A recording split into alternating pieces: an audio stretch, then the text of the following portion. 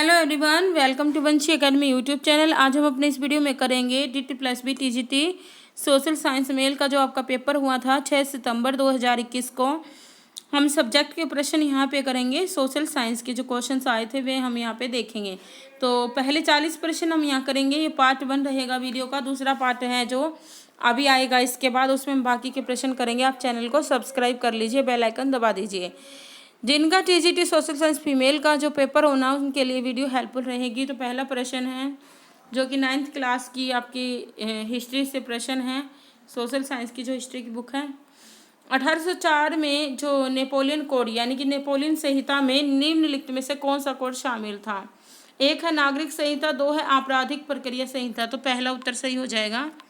अच्छा प्रश्न है, आसान प्रश्न है। किस वर्ष में 47वें रेजिमेंट के सिपाहियों ने भारत से बर्मा जाने के लिए मना कर दिया था? यह आ जाएगा 1824। ये सेकंड शिफ्ट का पेपर है। रूसी मजदूर वर्ग का आंदोलन डैश के खिलाफ था? देखिए आप सभी को पता है, एक तंत्र कट्टर लोकतंत्र। तो ये एक तंत्र के खिलाफ था। ठीक है, ये आ जाएगा केवल एक। निम्नलिखित में से कौन 1857 के विद्रोह का हिस्सा नहीं था? देखो नाना साहब, रानी लक्ष्मीबाई, बेगम हजरत महल, ये जो है 1857 के विद्रोह के जो हिस्सा थे। जब 1857 आप पढ़ोगे तो आप इनको पढ़ोगे, लेकिन महारानी गायत्री देवी इसका सही उत्तर हो जाएगा। 1917 में लेनिन फिनलैंड से रूस पहुंचे और उन्होंने अपना देश जारी किया, जिसमें उन्होंने सोवियत संघ को सारी शक्ति का नारा दिया। तो यह आ जाएगा सही उत्तर, अप्रैल थीसिस। आगे देखते हैं। क्रांतिकारियों द्वारा रूसी एकतंत्र पर हमला, पहला बड़ा हमला किस वर्ष में किया गया था? तो सही उत्तर हो जाएगा 1905। लुई सोल्वे के लिए फ्रांस में किसने वित्त मंत्री के रूप में कार्य किया था? तो ये किया था आपका जैक्स नेकर। फ्रांसीसी क्रांति से पहले फ्रांस के संदर्भ में निम्नलिखित में से कौन सा कथन सही है? वह आर्थिक रूप से अस्थिर था। इसका तीसरा अस्थिर से प्रतिरोध था, एकस्य अधिशेष था। तो पहला दूसरा बिल्कुल सही हो जाएगा। किस चरमपंथी नेता को लोकमान्य के नाम से जाना जाता है? ये बहुत ही आसान प्रश्न है, बाल गंगाधर तिलक जी को। देखिए जो ये प्रश्न है ना, ये भी आपका 9वीं क्लास का जो फ्रेंच रेवोल्यूशन वहाँ से है, हिस्ट्री से। ये जितने भी अभी प्रश्न आपने देखे, ठीक है। अब आगे ये थोड़ा अलग आ गया है, ये लोकमान्य जो है बाल गंगाधर तिलक को। खेड़ा सत्याग्रह एनसीईआरटी से है 1918।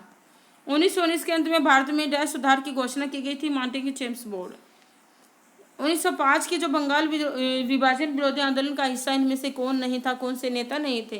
देखिए सुरेंद्र नाथ बनर्जी, पृथ्वी चंद्र राय, कृष्ण कुमार मित्र ये हिस्सा थे, लेकिन एनी बेसेंट नहीं थी। लुई किंग सोल्वे ने किस वर्ष में यह घोषणा की थी? एस्टेट जनरलों का समाधान करेंगे। तो 1788 में ये घोषणा की थी फ्रेंच रेवोल्यूशन से। ये 9वीं क्लास, ये भी 9वीं क्लास की रूसी क्रांति से। रूसी क्रांति के संदर्भ में पूंजीवादी किसानों को डैश के रूप में जाना जाता था, तो ये कुलाक्स, ठीक है, कुलाक्स के नाम से जाना जाता था। डैश आयोग ने जलियांवाला बाग हत्याकांड की जांच की थी। बहुत ही अच्छा प्रश्न है, आसान भी है, ठीक है। तो हंटर आयोग। कार्ल मार्क्स की दास कैपिटल का पहला खंड रूसी में डैश में प्रकाशित किया गया था। तो यह आया था 1870 में। 1870 में 18वीं शताब्दी के अंत में फ्रांस ने डैश में विद्रोही उपनिवेशवादियों को वित्तीय सहायता प्रदान की थी। तो ये आएगा अमेरिकी युद्ध स्वतंत्रता। अमेरिकी युद्ध स्वतंत्रता, ये भी आपका फ्रेंच रेवोल्यूशन से है। 1830 के मध्य में डैश मशीनी उत्पादन के केंद्र में जो उभरा था, ये आएगा बर्लिन। एनसीईआरटी से ही है। ये आपका पंचवर्षीय योजना से है कि जो पंचवर्षीय योजना के संदर्भ में कौन सा सही है? यह हैरोल्ड डोमर मॉडल पर आधारित थी। योजना कृषि पर आधारित थी। तो देखिए दोनों ही सही हैं। शुरुआत 1950 में थी। आप मुझे कमेंट बॉक्स में लिखकर बताना जो आपकी प्रथम पंचवर्षीय योजना थी कब शुरू हुई थी, ठीक है, ये बताना। डैश पंचवर्षीय योजना 1961 में पारित की गई थी, बताइए। तो आएगी तीसरी। तो ये अगले प्रश्न हैं।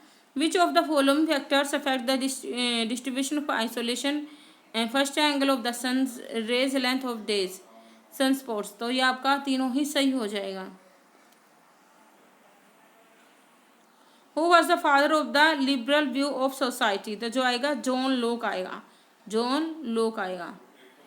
निम्नलिखित में से कौन सी आग्नेय चट्टान मशरूम के आकार की होती है? देखिए ये आएगा आपका लेकोलिथ्स। वायुमंडल में सर्वाधिक मात्रा में जो गैस पाई जाती है वो नाइट्रोजन। बच्चों वाला प्रश्न है बिल्कुल। निम्नलिखित में से कौन सा गर्म महासागरीय धारा है? तो ये एल नीनो धारा। ये आपके एनसीईआरटी आई थिंक ये 7th क्लास की 8th क्लास की ज्योग्राफी से हैं। एल नीनो धारा जो है केवल 2 आ जाएगा। आगे हैं steep rock coast rising almost vertically above sea water is called edge. तो ओनली 1 आएगा सी क्लिफ। ठीक है। आगे हैं बोल्शेविक सरकार ने मार्च 1918 में डैश के साथ ब्रेस्ट लिटोवस्क संधि पर हस्ताक्षर किए और युद्ध से बाहर हो गए। तो आएगा जर्मनी। आगे देख लेते हैं। The discontinuity present in earth's interior between lower mantle and outer core is called. तो ये आएगा गुटेनबर्ग डिसक्वांटिटी। ठीक है। आगे देख लेते हैं। The rate of change of temperature of ascending of descending air is called dash. तो आएगा एडियाबैटिक आपका जो है lapse rate. Who analyzed the society into the ideal आपका proprietors and the working industrialists। तो है आपका हेनरी डी सेंट सीमन। आगे देख लेते हैं। Which of the following statement is correct regarding the continental आपका drift theory of Wegener?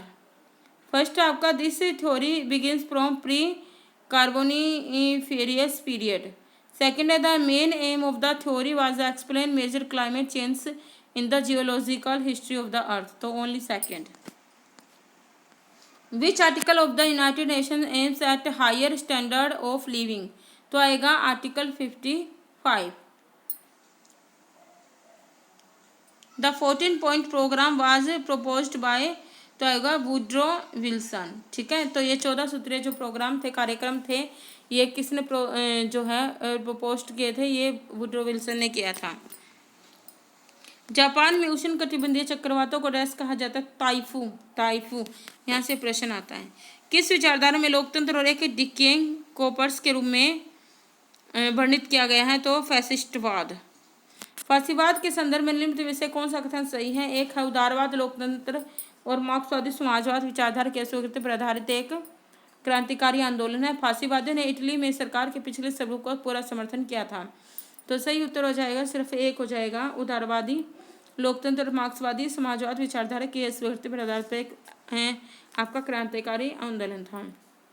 Dash पहली क्रांति है जो समाजवादी आदर्शों पर आधारित थी। तो ये आ जाएगा रूसी क्रांति, जो आपका रशियन जो क्रांति है। संयुक्त राष्ट्र संघ द्वारा पर्यावरण व कार्यवाही की शुरुआत डैश में शुरू हुई थी? तो 1947।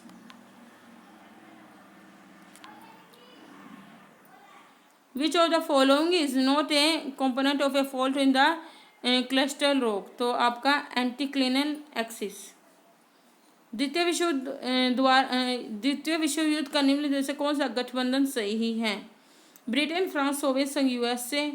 सेकंड आपका जर्मनी, इटली और जापान। तो दोनों ही सही हैं।